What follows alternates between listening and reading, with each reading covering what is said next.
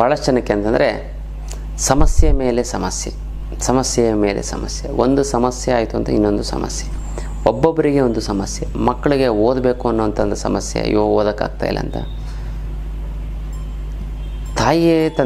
ತಾಯಿಯರಿಗೆ ಏನು ಅಂತ ಮಕ್ಕಳು ಸರಿಯಾಗಿ ಓದ್ತಾ ಇಲ್ವಲ್ಲ ಅಂತ ಒಂದು ಸಮಸ್ಯೆ. ಮತ್ತು ಕೆಲವೊಂದು ಜನ ಅತಿ ಆಸೆ, ಮಕ್ಕಳು ಚೆನ್ನಾಗಿ ಓದ್ತಾ ಇದ್ರು ಕೂಡ ಫಸ್ಟ್ ರ್ಯಾಂಕ್ ಬಂದಿಲ್ವಲ್ಲ ಅಂತ ಒಂದು ಸಮಸ್ಯೆ. 85 ಬಂತು ಅಂದರೆ ಅಯ್ಯೋ 95 ಯಾಕೆ ಬರಲಿಲ್ಲ ಅಂತ ಒಂದು ಸಮಸ್ಯೆ. ಎಷ್ಟೊಂದು ಸಮಸ್ಯೆಗಳು, ಬಹುತೇಕ ಜೀವನದಲ್ಲಿ 80% ಸಮಸ್ಯೆಗಳು ಬರುವಂಥದ್ದೇ ದುಡ್ಡಿಗಾಗಿ. ಇನ್ನೂ ಒಂದು 10% ಸಮಸ್ಯೆ ಬರೋದು ಸ್ವಾರ್ಥಕ್ಕಾಗಿ. ಇನ್ನೂ ಕೆಲವೊಂದರ ಸಮಸ್ಯೆಗಳು ತಾನಾಗೆ ತಾನೇ ತಪ್ಪು ಮಾಡ್ಕೊಳ್ಳೋ ಸರಿಯಾಗಿ ಮಾಡದೆ ಇರುವುದರಿಂದ. ಸಮಸ್ಯೆಗಳು ಹುಟ್ಕೋತಾನೆ ಇರುತ್ತೆ. ಆದರೆ ಈ ಹುಟ್ಕೊಳ್ಳೋಂಥ ಒಂದು ಸಮಸ್ಯೆಯನ್ನು ನಿವಾರಣೆ ಮಾಡಬೇಕು. ಅದಕ್ಕೇನು ಮಾಡಬೇಕು?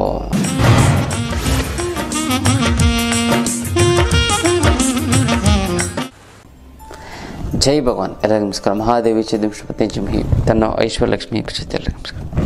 ಇವತ್ತಿನ ವಿಶೇಷ ಸಂಚಿಕೆಯಲ್ಲಿ ಅನೇಕ ವಿಚಾರಗಳನ್ನು ನಾವು ತಿಳ್ಕೊಳ್ಳೋಣ. ಮೊದಲನೇದಾಗಿ ಮುದ್ರೆಗಳು. ಯಾವ ಒಂದು ಮುದ್ರೆ ಮಾಡಿದ್ರೆ ಏನು ಅನುಕೂಲ ಆಗುತ್ತೆ ಅಂತಂದರೆ, ಪಿತ್ತ ಶಮನ. ಸಿಕ್ಕಾಪಟ್ಟೆ ಪಿತ್ತ ಆಗ್ತಾಯಿತ್ತು ಅಂತಂದರೆ ಕೇವಲ 10 ನಿಮಿಷಗಳ ಕಾಲ ಈ ಒಂದು ಮುದ್ರೆಯನ್ನು ಮಾಡಿ. ಯಾವುದಪ್ಪ ಆ ಮುದ್ರೆ ಅಂತಂದರೆ ಶಂಖ ಮುದ್ರೆ.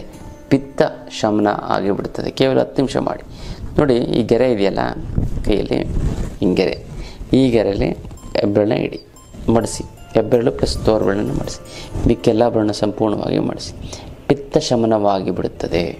ಕೇವಲ 10 ನಿಮಿಷ ಮಾಡೋದ್ರಿಂದ ಸಾಕು. ತುಂಬ ಚೆನ್ನಾಗಿ, ತುಂಬ ಒಳ್ಳೆಯದಾಗ್ತಾ ಬರುತ್ತೆ. ಇದು ವಿಶೇಷವಾದಂಥ ಮುದ್ರೆಯ ವಿಚಾರ. ಇನ್ನು ಬರಬೇಕಾಗಿರೋ ದುಡ್ಡು ಬರ್ತಾಯಿಲ್ಲ ಅಂತಂದರೆ, ಕೊಡೋರಿಗೆ ಕೊಡೋಕ್ಕಾಗ್ತಾ ಇಲ್ಲ ಅಂತಂದರೆ, ಸಿಕ್ಕಾಪಟ್ಟೆ ಸಾಲ ಆಗಿತ್ತು ಅಂತಂದರೆ, ಗುರುಗಳೇ ದುಡ್ಡು ನೀರು ಥರ ಖರ್ಚಾಗ್ತಾಯಿದೆ ಗುರುಗಳೇ, ಏನು ಮಾಡೋದು ಅನ್ನೋದೇ ಗೊತ್ತಾಗ್ತಾ ಇಲ್ಲ, ದುಡ್ಡೇ ಉಳಿತಾ ಇಲ್ಲ, ಎಷ್ಟೊಂದು ಕಮಿಟ್ಮೆಂಟ್, ಏನೇನೋ ಮಾಡಬೇಕು, ಫೀಸ್ ಕಟ್ಟಬೇಕು, ಅದು ಮಾಡಬೇಕು, ಇದು ಮಾಡಬೇಕು, ಯಾರಿಗೂ ದುಡ್ಡು ಕೊಡಬೇಕು, ಇನ್ನೇನೋ ಟ್ರೀಟ್ಮೆಂಟ್ ಕೊಡಬೇಕು, ಇದು ಎಲ್ಲದಕ್ಕೂ ಸಾಲ್ತಾನೆ ಇಲ್ಲ ಗುರುಗಳೇ ಅಂತ ಇದ್ದಾರೆ. ಇದಕ್ಕೆಲ್ಲ ತಲೆನೇ ಕೆಡಿಸ್ಕೊಬಿಡೋದಕ್ಕೆಲ್ಲ ಏಕೈಕ ರಾಮಬಾಣ ಅಂದರೆ ಅಷ್ಟಲಕ್ಷ್ಮಿ ಯಂತ್ರ. ಈ ಅಷ್ಟಲಕ್ಷ್ಮಿ ಯಂತ್ರವನ್ನು ನೀವು ಮನೇಲಿಟ್ಟು ಪ್ರತಿಷ್ಠಾಪನೆ ಮಾಡಿದ್ದೆ ಆಯಿತು ಅಂತಂದರೆ ಎಂಥದ್ದೇ ಹಣಕಾಸಿನ ಸಮಸ್ಯೆ ಇದು ನಿವಾರಣೆ ಆಗಿಬಿಡುತ್ತೆ. ಕೊಡೋರಿಗೆ ಕೊಟ್ಬಿಡ್ತೀರಾ, ಬರುವಂಥ ದುಡ್ಡು ಬಂದುಬಿಡುತ್ತೆ. ಇನ್ನಷ್ಟು ಜನ ಗುರುಗಳೇ ನಮಗೆ ಊಟ ತಿಂಡಿ ಬಟ್ಟೆಗೆ ಏನು ತೊಂದರೆ ಇಲ್ಲ ಗುರುಗಳೇ, ಅತಿಯಾದ ಸಾಲನೂ ಇಲ್ಲ, ಆದರೆ ಇಂಪ್ರೂವ್ಮೆಂಟ್ ಆಗ್ತಾಯಿಲ್ಲ ಗುರುಗಳೇ. ಒಂದು ಸೈಟ್ ತೊಗೊಳಕ್ಕಾಗ್ತಾಯಿಲ್ಲ, ಸೈಟ್ ಇದೆ ಭಾಳಷ್ಟು ಜನ ಹೇಳ್ತಾರೆ, ಮನೆ ಕಟ್ಟೋಕ್ಕಾಗ್ತಾಯಿಲ್ಲ ಗುರುಗಳೇ. ನಮ್ಮ ಫ್ರೆಂಡ್ಸು ರಿಲೇಟಿವ್ಸ್ ಎಲ್ಲ ಮನೆ ಕಟ್ಕೊಂಡು ತುಂಬ ಚೆನ್ನಾಗಿದೆ. ನಮ್ಮ ಮಕ್ಕಳು MBA ಅದು ಇದು ಏನೋ ದೊಡ್ಡದಾಗಿ ಓದಬೇಕು ಅಂತ ಇದ್ದಾರೆ, ಚೆನ್ನಾಗಿ ಓದ್ತಾರೆ, ಆದರೆ ಫೀಸಿಗೆ 7-8 ಲಕ್ಷ ಖರ್ಚಾಗ್ತದೆ. ಇಲ್ಲ ಗುರುಗಳೇ. ಇನ್ನೂ ಕೆಲವರು ಹೇಳ್ತಾರೆ, ಗುರುಗಳೇ ನಮ್ಮ ಮಕ್ಕಳಿಗೆ ಮದುವೆ ಮಾಡಬೇಕು, ಒಳ್ಳೊಳ್ಳೆ ಸಂಬಂಧ ಬರ್ತದೆ, ಒಂದು 15-20 ಲಕ್ಷ ಬೇಕು. ಅದಿಲ್ಲ ಗುರುಗಳೇ. ಬಟ್ ಊಟ ತಿಂಡಿ ಬಟ್ಟೆಗೆ ಏನು ತೊಂದರೆ ಇಲ್ಲ ಗುರುಗಳೇ, ಹೆಂಗೋ ನಡ್ಕೊಂಡು ಹೋಗ್ತಾಯಿದೆ. ಅಂಥವ್ರಿಗೂ ಕೂಡ ಈ ಒಂದು ಅಷ್ಟಲಕ್ಷ್ಮಿ ಯಂತ್ರ ನಿಮ್ಮನ್ನು ಕೈ ಹಿಡಿಯುತ್ತೆ, ನಿಮ್ಮ ಸಮಸ್ಯೆಯನ್ನು ಬಗೆಹರಿಸುತ್ತೆ. ಅದೆಲ್ಲ ಅದ್ಭುತವಾದಂಥ ಯಂತ್ರ. ಯಾವುದು ಹಣಕಾಸಿನ ಸಮಸ್ಯೆ ಏನಾದ್ರು ಇದೆ ಅಂತಂದರೆ, ನಿಮ್ಮ ಮನೇಲಿ ಅಷ್ಟಲಕ್ಷ್ಮಿ ಅಂತ ಇತ್ತು ಅಂತಂದರೆ ಮರೆತು ಬಿಡಿ ಹಣಕಾಸಿನ ಸಮಸ್ಯೆನ. ನೀವು ಹಣಕಾಸಿನ ಸಮಸ್ಯೆಗೆ ನೀವು ಅಷ್ಟಲಕ್ಷ್ಮಿಯಿಂದ ತೊಗೊಂಡಿದ್ದೇ ಆಯಿತು ಅಂತಂದರೆ ಹಣಕಾಸಿನ ಬಗ್ಗೆ ಚಿಂತನೆ ಮಾಡಿಬಿಡಿ, ಹೆಂಗೋ ದುಡ್ಡು ಬರುತ್ತೆ, ಹೆಂಗೋ ಪ್ರಾಬ್ಲಮ್ ಸಾಲ್ವ್ ಆಗುತ್ತೆ. ಇದು ನಾನು ಹೇಳ್ತಾ ಇರೋವಂಥದ್ದು ಏನೊಂದು ಉತ್ಪ್ರೇಕ್ಷೆ ಇಲ್ಲ, ಅಡ್ವರ್ಟೈಸ್ಮೆಂಟ್ ಅಲ್ಲ, ಇದು ಸತ್ಯ. ಯಾವುದೇ ರೀತಿ ಅಂತ ಇದಕ್ಕೆ ಮುಟ್ಟು ಕಟ್ಟು ಚಟ್ಟು ಮಡಿ ಮೇಲಿಗೆ ಸೂತ್ಕ ಗೀತ್ಕ ವೆಜ್ಜು ನಾನ್ ವೆಜ್ಜು ಜಾತಿ ಗೀತಿ ದಿಕ್ಕು ಗಿಕ್ಕು ಆ ಥರದ್ದು ಏನೂ ಇಲ್ಲ. ಇಟ್ಟರೆ ಸಹ ಕೆಲಸ ಆಗುತ್ತೆ. ದೇವ್ರ ಮನೆಯಲ್ಲಾದ್ರೂ ಇಡ್ಬೋದು, ಬೀರುನಲ್ಲಾದರೂ ಕೂಡ ಇಡ್ಬೋದು. ಪ್ರತಿದಿನ ಪೂಜೆ ಮಾಡಲೇಬೇಕು ಅಂತ ಕಂಡೀಷನ್ ಏನಿಲ್ಲ. ಪೂಜೆ ಮಾಡಲಿಲ್ಲ ಅಂತಂದರೂ ಕೂಡ ನಡೆಯುತ್ತೆ. ಇಟ್ಟರೆ ಸಾಕು, ನಿಮ್ಮ ಒಂದು ಮನೆಯೇ ಚೇಂಜ್ ಆಗಿಬಿಡುತ್ತೆ, ನಿಮ್ಮ ಒಂದು ಸ್ಟಾರೇ ಚೇಂಜ್ ಆಗಿಬಿಡುತ್ತೆ. ಅದ್ಭುತವಾದಂಥ ಒಂದು ಯಂತ್ರ ಗೊತ್ತಲ್ಲ. ಇನ್ನು ಕೊರಿಯಲ್ಲಿ ಕಳಿಸೋದಕ್ಕಾಗೋದಿಲ್ಲ, ನೇರವಾಗಿ ಖುದ್ದು ನನ್ನ ಭೇಟಿಯಾಗಿ ತೆಗೆದುಕೊಂಡು ಹೋಗಬೇಕು. ಅಥವಾ ನಿಮ್ಮ ಜೊತೆ ನಿಮ್ಗೆ ಯಾರು ತುಂಬ ಬೇಕನ್ನೋ ಅವ್ರನ್ನ ಕಳಿಸಿದ್ರೆ ನಾನು ಅವ್ರ ಕೈಲೇ ಕೊಟ್ಟು ಕಳಿಸ್ತೆ, ಅವ್ರು ನಿಮಗೆ ತಲುಪಿಸ್ತಾರೆ. ಕೊರಿಯಲ್ಲಿ ಕಳಿಸಿದ್ರೆ ಅವ್ರಿಗೆ ಮುಟ್ಟು ಅದು ಇದಾಗಿಬಿಡುತ್ತೆ, ಅದು ಎನರ್ಜಿ ಹೊರಟೋಗ್ಬಿಡುತ್ತೆ. ಅದಕ್ಕೋಸ್ಕರ ಒಳ್ಳೆ ವ್ಯಕ್ತಿಗಳನ್ನ ಕಳಿಸಿ, ಅವ್ರಿಗೆ ದೇವ್ರ ಮೇಲೆ ಆಗಲಿ ಇದ್ರ ಮೇಲೆ ಏನು ಭಯ ಭಕ್ತಿ ಏನು ಅಂಥವ್ರನ್ನ ಕಳಿಸ್ಬಿಡಿ. ಏನು ಹೋಗ್ತಾಯಿದ್ದು ತಗೊಬಂದು ಒಳ್ಳೆ ವ್ಯಕ್ತಿಗಳನ್ನ ಕಳಿಸಿ, ಯಾಕಂದರೆ ಅವರು ಒಳ್ಳೆ ಮನಸ್ಸಿನಿಂದ ತೊಗೊಂಡು ಬಂದು ನಿಮ್ಗೆ ಕೊಡ್ತಾರೆ. ಮತ್ತು ನೀವೇ ಬನ್ನಿ, ಅದು ನಿಮ್ಗೆ ಒಳ್ಳೆಯದಾಗುತ್ತೆ. ಅದನ್ನು ಬಿಟ್ಬಿಟ್ಟು ಯಾರ್ಯಾರೋ ಬೆಂಗಳೂರಿಗೆ ಹೋಗ್ತಾರೆ, ಭಾಳಷ್ಟು ಜನ ಹೇಳ್ತೀವಿ ಬೆಂಗಳೂರಿಗೆ ಹೋಗ್ತಾ ಹೋಗಿ ತಗೊಬಂದ್ಬಿಡು ಅಂತಂತಾರೆ. ಅವರು ಇಲ್ಲಿ ಬಂದು ಏನೋ ಅದೇನೋ ಅಂತರ ಕೊಡ್ರಿ ಅಂತ ಏನೋ ಬೇಕಾಬಿಟ್ಟು ಕೇಳಂಗೆ ಎಷ್ಟು ಭಕ್ತಿಯಿಂದ ಕಣ್ಣು ಗೊತ್ಕೊಂಡು ತೊಗೊಂಡು ಹೋಗ್ತಾರೆ. ಫಾರಿನಿಂದ ಎಲ್ಲ ಬಂದು ತೊಗೊಂಡು ಹೋಗಿದ್ದಾರೆ. ಸೌದಿಯರು ನಮ್ಮ ಮಂಗಳೂರಲ್ಲಿರೋಂಥ ಜನ ತುಂಬ ಜನ ಫಾರಿನಲ್ಲಿದ್ದಾರೆ. ಅವ್ರು ಅಲ್ಲಿಗೆ ತೊಗೊಂಡು ಹೋಗಿ ಅದನ್ನು ಪ್ರತಿಷ್ಠಾಪನೆ ಮಾಡಿ ತುಂಬ ಇಂಪ್ರೂವ್ಮೆಂಟ್ ಆಗಿದ್ದಾರೆ. ಕೋಟಿಗಟ್ಟಲೆ ಸಂಪಾದನೆ ಮಾಡಿದ್ದಾರೆ. ದೊಡ್ಡ ಮನೆಯಲ್ಲಿದ್ದವರು ಮನೆ ಕಟ್ಕೊಂಡಿದ್ದಾರೆ. ಮಕ್ಳಿಗೆ ಮದುವೆಗಳು ಮಾಡಿದ್ದಾರೆ ಈ ಒಂದು ಯಂತ್ರದಿಂದ. ಹಾಗಾಗಿ ಈ ಒಂದು ಅಷ್ಟಲಕ್ಷ್ಮಿ ಯಂತ್ರ ತುಂಬ ಅಂದರೆ ತುಂಬ ಚೆನ್ನಾಗಾಗುತ್ತೆ, ತುಂಬ ಒಳ್ಳೆಯದು. ನಿಮ್ಮೆಲ್ಲ ರೀತಿಯಂಥ ಸಮಸ್ಯೆಗಳನ್ನ ನಿವಾರಣೆ ಮಾಡುತ್ತೆ. ಮತ್ತು ಕರ್ಮ ಕಳೆದಿದ್ದರೆ ಮಾತ್ರ ತೊಗೊಳಕ್ಕಾಗೋದು. ಎಲ್ಲರೂ ಅಷ್ಟು ಸುಲಭವಾಗಿ ತೊಗೊಳೋದಕ್ಕೆ ಸಾಧ್ಯವೇ ಇಲ್ಲ ಅಲ್ಲ. ಹಾಗಾಗಿ ಅಷ್ಟಲಕ್ಷ್ಮಿ ಯಂತ್ರದ ಒಂದು ಮಹತ್ವನೇ ಮಹತ್ವ. ನಿಮ್ಮ ಎಲ್ಲ ಹಣಕಾಸಿನ ಸಮಸ್ಯೆ ಮಾಯ ಆಗಿಬಿಡುತ್ತೆ ಅಂಥ ಒಂದು ಅದ್ಭುತವಾದಂಥ ಒಂದು ಯಂತ್ರ ಈ ಒಂದು ಅಷ್ಟಲಕ್ಷ್ಮಿ ಯಂತ್ರ ಗೊತ್ತಲ್ಲ. ಹಾಗಾಗಿ ಅಷ್ಟಲಕ್ಷ್ಮಿ ಯಂತ್ರನ ಮರೆಯದೆ ನಿಮ್ಮಲ್ಲಿ ಇಟ್ಟು ಪ್ರತಿಷ್ಠಾಪನೆ ಮಾಡಿ ನಿಮ್ಮ ಸಮಸ್ಯೆಗಳನ್ನ, ಹಣಕಾಸಿನ ಸಮಸ್ಯೆನ ಪ್ರತಿಯೊಬ್ಬರ ಮನೆಯಲ್ಲೂ ಕೂಡ ಅಷ್ಟಲಕ್ಷ್ಮಿ ಯಂತ್ರ ಇರಬೇಕು. ಅದು ನಮ್ಮ ಸ್ಟೂಡೆಂಟ್ಸ್ಗಳು ಬಂದು ಬೇರೆಯವ್ರು ಬಿಟ್ಬಿಡಿ. ಹಾಗಾಗಿ ಇದು ಇಟ್ಕೊಳ್ಳಿ. ಹಣಕಾಸಿನ ಸಮಸ್ಯೆನ ಮರೆತು ಬಿಡಿ, ಬೇರೆ ಬಗ್ಗೆ ಯೋಚನೆ ಮಾಡಿ ಅಲ್ಲ.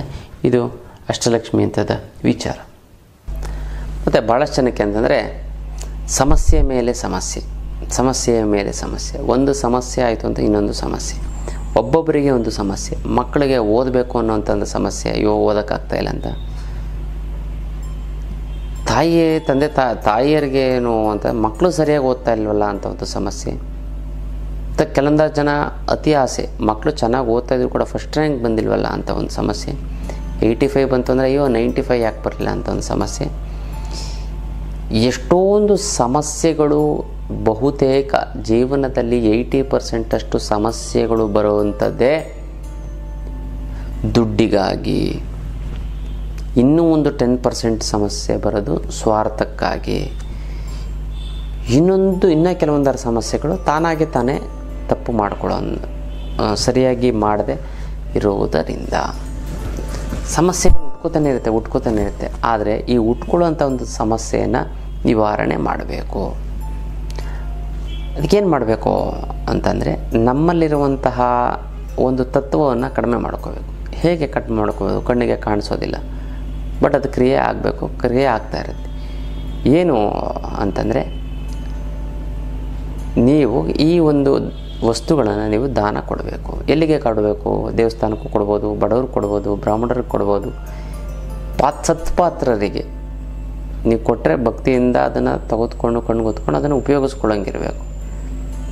ದೇವಸ್ಥಾನಕ್ಕೆ ಕೊಟ್ಟರೆ ಭಕ್ತಿಯಿಂದ ಅದನ್ನು ಪ್ರಸಾದ ಮಾಡಿ ಹಂಚ್ತಾರೆ. ಯಾವುದು ಅಂತ ಧಾನ್ಯಗಳು. ಯಾವ ಧಾನ್ಯಗಳು ಅಂತ ನೋಡುತ್ತೆ ಅಂದರೆ ಹುರಳಿ, ಎಳ್ಳು ಮತ್ತು ಉದ್ದು. ಅರ್ಧ ಕೆ ಜಿ ಮೇಲೆ ಎಷ್ಟಾದ್ರು ಕೊಡ್ಬೋದು ನೀವು. ಇದು ದೇವಸ್ಥಾನಕ್ಕೆ ಕೊಟ್ಟರೆ ಪ್ರಸಾದಕ್ಕೆ ಹೋಗಿ ನಿಮ್ಮ ಒಂದು ಕರ್ಮಗಳು ಹಂಚಿ ಹೋಗುತ್ತದೆ. ಅಥವಾ ಇನ್ಯಾರಿಗಾರು ಉಪಯೋಗಿಸ್ಕೊಡೋಕೆ ಕೊಟ್ಟಬಿಟ್ಟು. ಎಳ್ಳು, ಕಪ್ಪು ಎಳ್ಳು ಅಂತಂದರೆ ಶನಿಕಾರಕತ್ವ. ಹುರಳಿ ಗೊತ್ತಲ್ಲ, ಹುರಳಿ ಅಂತಂದರೆ ಕೇತು. ಮತ್ತು ಉದ್ದು ಅಂದರೆ ರಾಹು. ಎಲ್ಲವನ್ನು ಕೂಡ ನೀವು ಅರ್ಧ ಕೆ ಜಿ ಕೊಡಬೇಕು. ಯಾವ ವಾರ ದಿನ ಕೊಡಬೇಕು, ಎಲ್ಲಿ ಕೊಡಬೇಕು ಅಂತಂದರೆ ನೀವು ದೇವಸ್ಥಾನಕ್ಕೆ ಅಥವಾ ಬಡಬಗ್ಗರಿಗೆ ಅಥವಾ ಸತ್ಪಾತ್ರ ಅದನ್ನು ಉಪಯೋಗಿಸ್ಕೋಬೇಕು. ನೀವು ಕೊಟ್ಟರೆಲ್ಲ ಬಿಸಾಕೋದಲ್ಲ, ಅದು ಸತ್ಪಾತ್ರರಲ್ಲ. ದೇವಸ್ಥಾನಕ್ಕೆ ಕೊಟ್ಬಿಡ್ತಾರೆ. ಅದಕ್ಕೋಸ್ಕರ ಅವ್ರಿಗೆ ಕೊಟ್ಟರೆ ಏನೋ ತಿಳ್ಕೊತಾರೆ ಅಂದ್ಬಿಟ್ಟು ದೇವಸ್ಥಾನಕ್ಕೆ ಕೊಡ್ತಾರೆ. ಏನು ಅಂತಂದರೆ ಯಾವ ದಿನ ಕೊಡಬೇಕು ಅಂದರೆ ಮಂಗಳವಾರದ ದಿನ, ಸುಬ್ರಹ್ಮಣ್ಯ ಸ್ವಾಮಿಯ ದಿನ, ಮಂಗಳವಾರ ನೀವು ಕೊಡ್ತು ಅಂದರೆ ಕರ್ಮಗಳು ಕಳೆದೋಗ್ಬಿಡುತ್ತೆ ಗೊತ್ತಲ್ಲ. ಇದನ್ನು ಒಂದು ಮಂಗಳವಾರ ಈ ಥರ ನೀವು ಕಡಿಮೆ ಅಂತ ಅಂದರೂ ಕೂಡ 9 ಮಂಗಳವಾರ ಕೊಡಿ. 9 ಮಂಗಳವಾರ ಕೊಡಿ. ಆಮೇಲೆ ನೀವು ತಿಂಗಳಿಗೊಂದು ಸರಿ 1 ಮಂಗಳವಾರ ಅಥವಾ 3 ತಿಂಗಳಿಗೊಂದು ಸರಿ ಕೊಟ್ಟು ನಡೆಯುತ್ತೆ. ಫಸ್ಟು 9 ಕರ್ಮಗಳೆಲ್ಲ ಜಾಸ್ತಿ ಇರ್ತದಲ್ಲ ಹೊರಟೋಗ್ಬಿಡ್ಬೇಕು. ಕರ್ಮಗಳು ಕಡಿಮೆ ಇತ್ತು ಅಂದರೆ ಸ್ವಲ್ಪನಾದ್ರು ಕರ್ಮ ಇರುತ್ತಲ್ಲ ಅದು ಹೋಗೋದಕ್ಕೆ ಈ ಧಾನ್ಯವನ್ನು ನೀವು ದಾನ ಕೊಡಿ. ತುಂಬ ಚೆನ್ನಾಗಾಗತ್ತೆ. ಯಾವುದೇ ರೀತಿಯ ದಾರಿದ್ರ್ಯ, ಯಾವುದೇ ರೀತಿಯ ಕಷ್ಟಗಳು, ಯಾವುದೇ ರೀತಿಯ ಸಮಸ್ಯೆ ಆಗುವುದಿಲ್ಲ. ಇದು ವಿಶೇಷವಾದಂಥ ಒಂದು ತಂತ್ರದ ವಿಚಾರ. ಇನ್ನು ಹಣಕಾಸಿನ ಸಮಸ್ಯೆಯನ್ನು ನೀವು ಅಷ್ಟಲಕ್ಷ್ಮಿ ಅಂತ ತೆಗೆದುಕೊಂಡು ಬಗೆಹರಿಸ್ಕೊಡಿ. ಜೀವನದ ಸಮಸ್ಯೆಗೆ ನಾನು ಮಾಡುವಂಥ ಶಿಬಿರವನ್ನು ಅಟೆಂಡ್ ಮಾಡಿದ್ರೆ ಸಾಕು,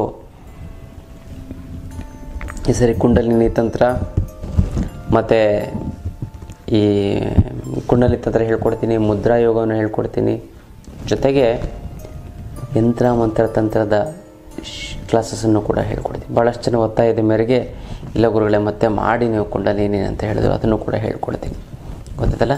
ಜೊತೆಗೆ ಈ ಒಂದು ಶಿಬಿರವನ್ನು ನೀವು ಅಟೆಂಡ್ ಮಾಡ್ತು ಅಂತಂದರೆ ನಿಮ್ಮ ಜೀವನವೇ ಬದಲಾಗ್ಬಿಡ್ತಾ ಹೋಗುತ್ತೆ, ಗೊತ್ತಲ್ಲ.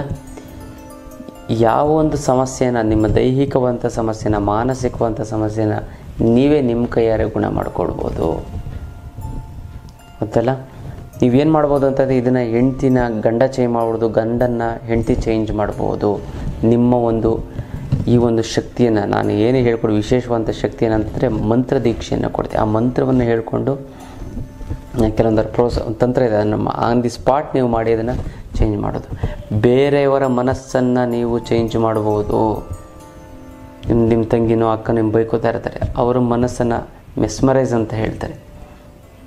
ಅಂತಂದರೆ ನಿಮ್ಮ ಒಂದು ಶಕ್ತಿಯನ್ನು ಜಾಗೃತಿಗೊಳಿಸಿ ಅವ್ರನ್ನ ಕೋಪ ಮಾಡ್ಕೋದು ಹಂಗೆ ಕೂಲ್ ಮಾಡ್ಬೋದು. ನಿಮ್ಮ ಮನೆಯವರನ್ನ, ನಿಮ್ಮ ಗಂಡನ್ನ ಅಥವಾ ಹೆಂಡ್ತಿನ ಸರಿಯಾಗಿ ಮಾತು ಕೇಳ್ತಾ ಇಲ್ಲ ಅಂತಂದರೆ, ಕುಡಿತಾ ಇತ್ತು ಅಂತಂದರೆ, ಅಥವಾ ನಿಮ್ಮ ಕೇರ್ಲೆಸ್ ಮಾಡ್ತಾ ಇತ್ತು ಅಂತಂದರೆ, ಎಸ್ಪೆಷಲಿ ಹೆಣ್ಮಕ್ಳಿಗೆ, ಅಥವಾ ನಿಮ್ಮ ಮಕ್ಕಳು ಸರಿಯಾಗಿ ಓದ್ತಾ ಇಲ್ಲ ಅಂತಂದರೆ ಈ ಒಂದು ಶಿಬಿರವನ್ನು ನೀವು ಅಟೆಂಡ್ ಮಾಡಿ, ಏನು ಹೇಳಿ, ಶಿಬಿರವನ್ನು ಅಟೆಂಡ್ ಅವ್ರನ್ನ ವಶೀಕರಣ ಮಾಡಿಕೊಂಡು ನೀವು ಹೇಳ್ದಂಗೆ ಕೇಳ್ಬೋದು, ಕೇಳಂಗೆ ಆಗ್ಬಿಡುತ್ತೆ. ಜನವಶೀಕರಣ, ಧನವಶೀಕರಣ, ಇದನ್ನು ಮುಂಚಿತವಾಗಿ ನಾನು ಕೊನೆ ಶನಿವಾರ ಮಾಡ್ತಾಯಿದ್ರೆ, ಆದರೆ ಮುಂಚಿತವಾಗಿ ಯಾರು ಈ ಶಿಬಿರವನ್ನು ಅಟೆಂಡ್ ಮಾಡ್ತಾರೋ ಅಂಥವ್ರಿಗೆ ವಿಶೇಷವಾಗಿ ಹೇಳ್ಕೊಟ್ಟು, ನಮಗೇನು 100 ಜನ, ಒಂದು 10-15 ಜನ ಬಂದರೆ ಸಾಕು, ಬೇಕಾದಷ್ಟೇ. 1000 ಜನ, 100 ಜನ ಹೇಳ್ಕೊಟ್ಟ ಆ 100 ಜನ 1000 ಜನಕ್ಕೆ ಹೇಳ್ಕೊಡ್ತೀನಿ, ಸಾಕು ನನಗೆ ಅಷ್ಟೇ.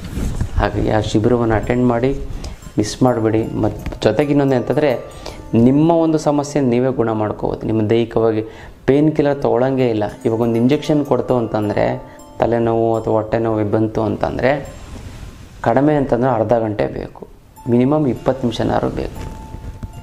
ಇನ್ನೂ ಬೇಗ ಅಂತಂದ್ರೆ 15 ನಿಮಿಷ. ಆದರೆ 30ರಿಂದ 60 ಸೆಕೆಂಡ್, 1 ನಿಮಿಷದ ಒಳಗಡೆ ನಾನು ಹೇಳ್ಕೊಡೋಂಥ ತಂತ್ರವನ್ನು ನೀವು ಆನ್ ದಿ ಸ್ಪಾಟ್ ನೀವು ಮಾಡ್ತು ಅಂತಂದರೆ ಕಡಿಮೆ ಆಗ್ಬಿಡುತ್ತೆ. ತಲೆನೋವಿದೆ ಆನ್ ದಿ ಸ್ಪಾಟ್ ನಾನು ಕಡಿಮೆ ಮಾಡ್ತೀನಿ. ನಾನಲ್ಲ, ನಿಮ್ಮ ಕೈಲೇ ಮಾಡಿಸ್ತೀನಿ.